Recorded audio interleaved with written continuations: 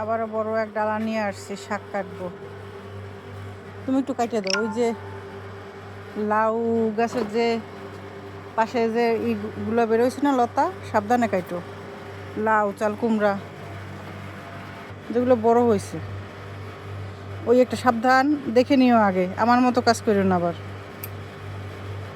হ্যাঁ, ওই একটা, ওই আর এমনি পাতাগুলো ওগুলো বড় হোক, ওগুলো বড় হোক। নিচের ওই লতাটা কাটো। হ্যাঁ, চাল কুমড়া, আর চাল কুমড়ার গোড়ার পাতাগুলা একদম করে দাও, গোড়া দিয়ে।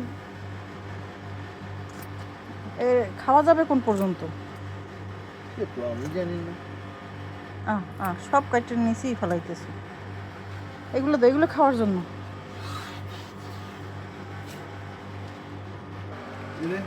হ্যাঁ, ওই ওই লাউ ডগাটা কাটো। সে কোথায় গেছে দেখছো? সাবধান, চিচিঙ্গা গাছে না লাগে।